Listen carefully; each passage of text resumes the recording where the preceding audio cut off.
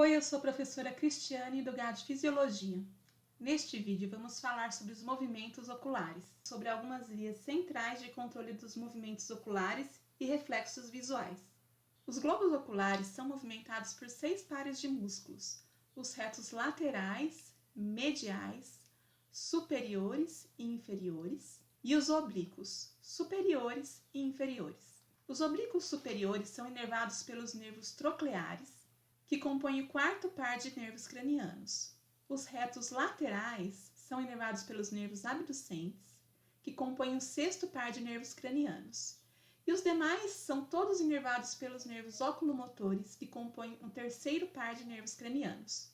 Os movimentos oculares são, portanto, todos comandados através de 3 dos 12 pares de nervos cranianos.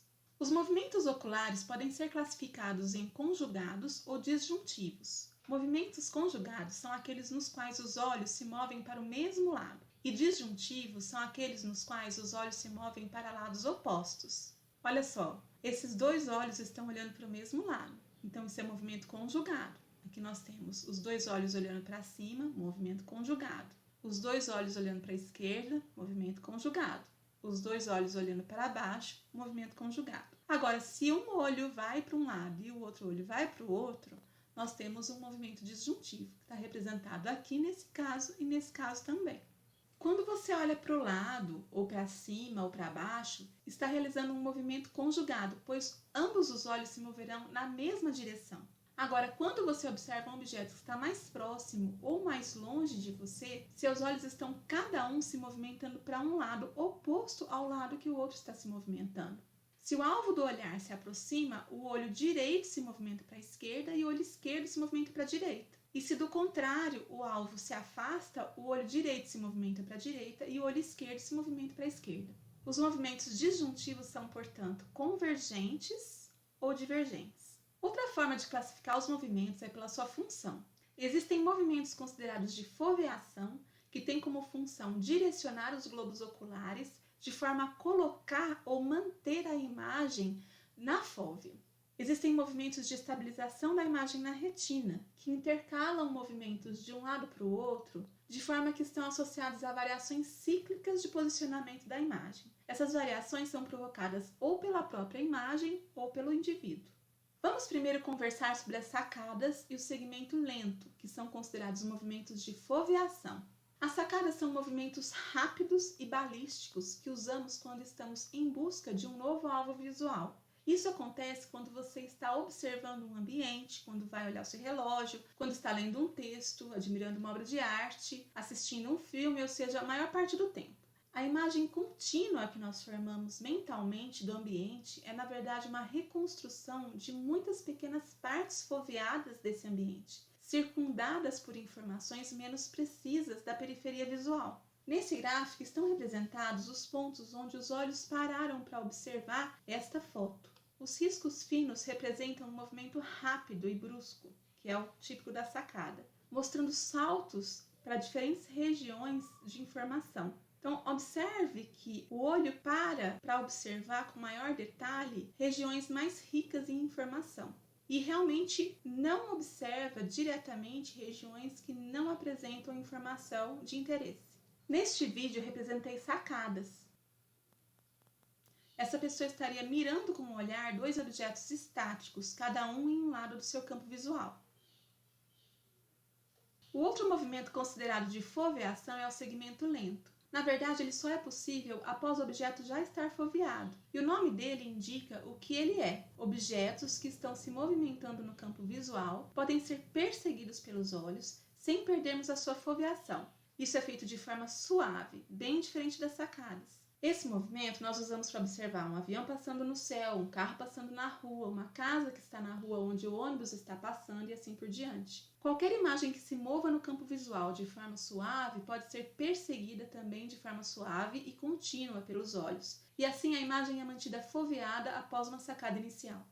No segmento lento ou perseguição, o olhar acompanha a imagem em movimento na mesma direção e velocidade. Neste vídeo eu representei a perseguição. Essa pessoa estaria mirando com o olhar um objeto se movendo pelo seu campo visual. Vamos agora para os movimentos de estabilização de imagem na retina. Eles são combinações de sacadas e segmento, regulados pelos olhos e ou pelo sistema vestibular. Neste vídeo eu representei uma pessoa que estaria intercalando um movimento lento com uma sacada sucessivamente. Isso é conhecido como nistagmo. Existem dois tipos de nistagmo, um chamado de optocinético e o outro de vestíbulo ocular. Eles são gerados por dois sistemas que se completam, sendo que cada um é mais eficiente numa dada frequência ou velocidade de movimento. Quando o movimento é mais lento, o sistema optocinético é mais efetivo. E quando o movimento é mais rápido, o sistema vestíbulo ocular é que funciona melhor. Além disso, quando o movimento é do indivíduo, o sistema vestibular pode trabalhar melhor. Mas quando a pessoa está parada, a imagem é que guia a resposta visual. Então nós estamos falando do sistema optocinético neste caso.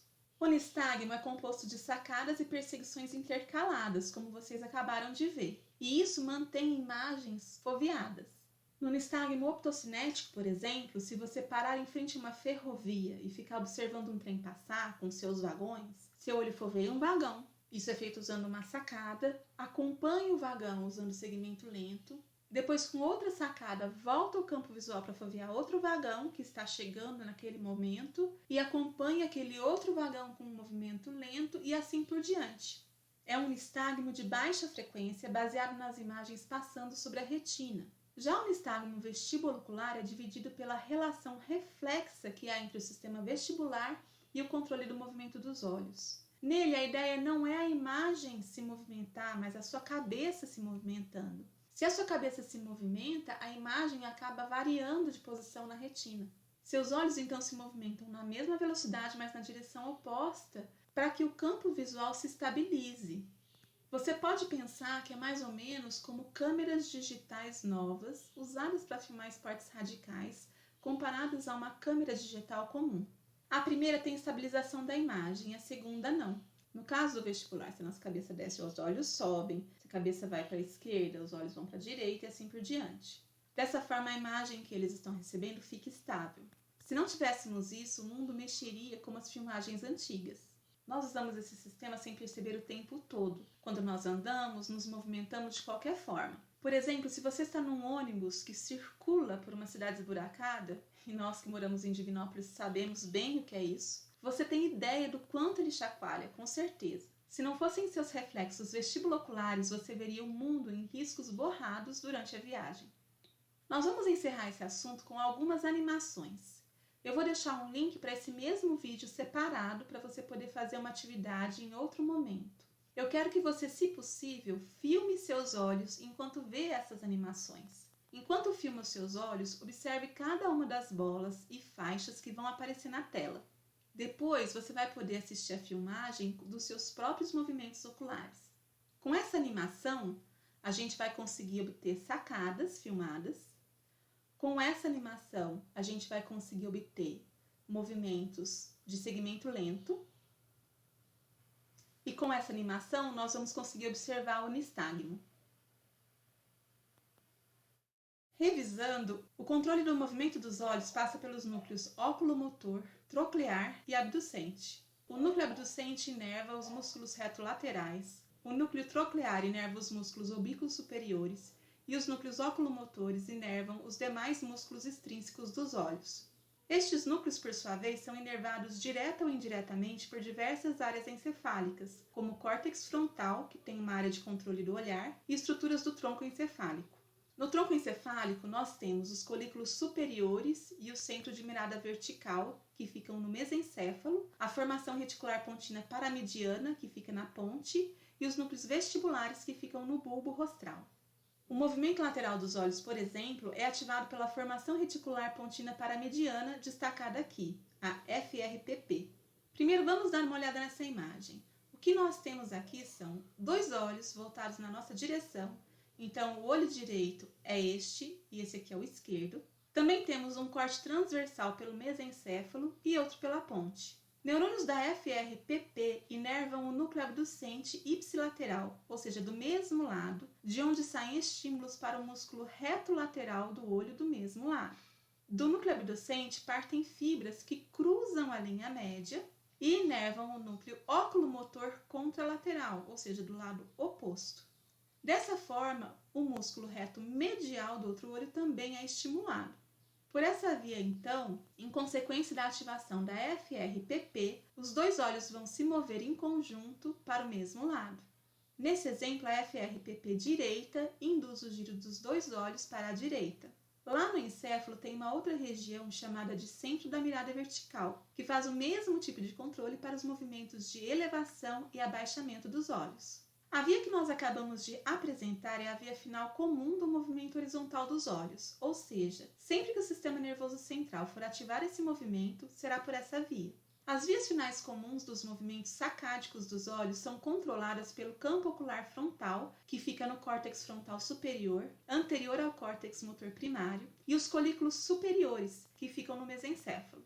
São duas vias paralelas que comandam os mesmos movimentos, mas o córtex está mais associado ao acionamento proposital do movimento ou movimento voluntário, enquanto os colículos superiores estão mais associados a comandos de movimentos mais automáticos dos olhos, como olhar para algo que te chamou atenção por ter se movido na periferia visual ou por ter emitido algum som fora do seu campo visual. Ambos têm controle contralateral, ou seja, o córtex e o colículo superior esquerdos inervam as vias do lado direito, e o córtex e o colículo superior direitos inervam as vias do lado esquerdo. Agora vamos dar uma olhada em um reflexo muito importante para a área médica, que é o reflexo pupilar à luz direta. Um reflexo é uma resposta automática e involuntária de grupamentos musculares a estímulos sensoriais específicos, ou seja, o corpo recebe um estímulo e deflagra uma resposta involuntária.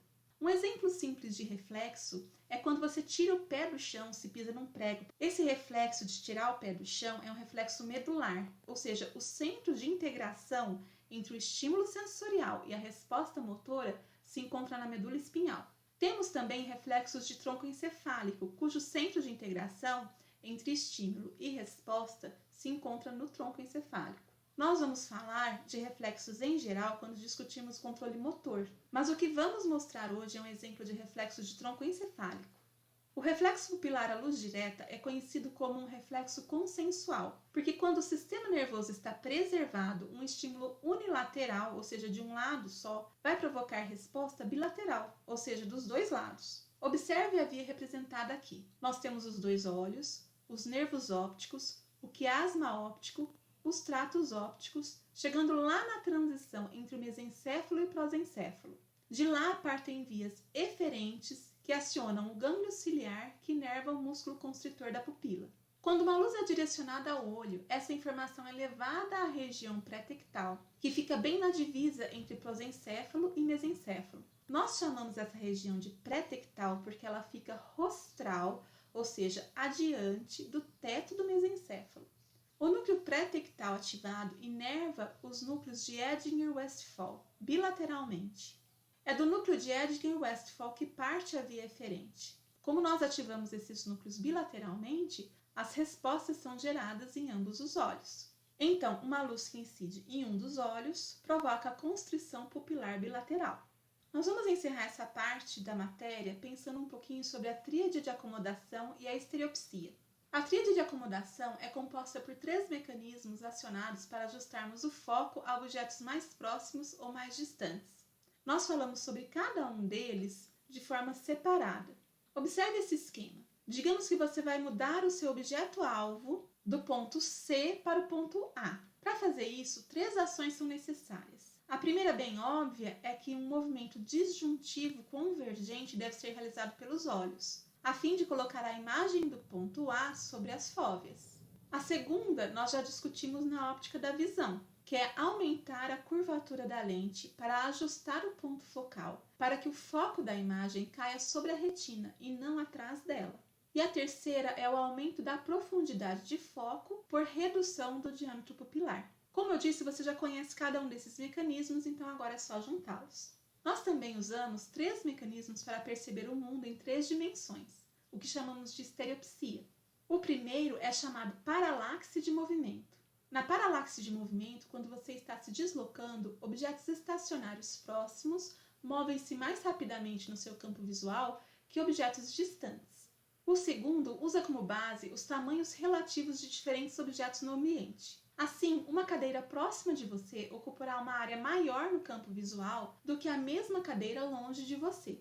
Eu coloquei essas fotos aqui porque ela brinca com isso, porque essa área é toda distorcida, dando uma impressão de perspectiva errada. Por isso, esses dois indivíduos parecem de tamanhos tão diferentes quando trocam de lugar. Por fim, também usamos a posição relativa do objeto na retina. Quando você tem um ponto de fixação, objetos mais próximos de você ocupam áreas mais laterais na retina do que objetos mais distantes, que ocupam áreas mais mediais na retina. Uma pequena observação, esses dois indivíduos são meu marido e minha filha. Coração. Essas fotos foram tiradas no Catavento Cultural, que é um museu de ciências que fica em São Paulo, que eu indico para crianças de todas as idades. Estou dizendo de 3 até mais de 100 anos de idade. Com este vídeo nós terminamos o conteúdo de Fisiologia da Visão.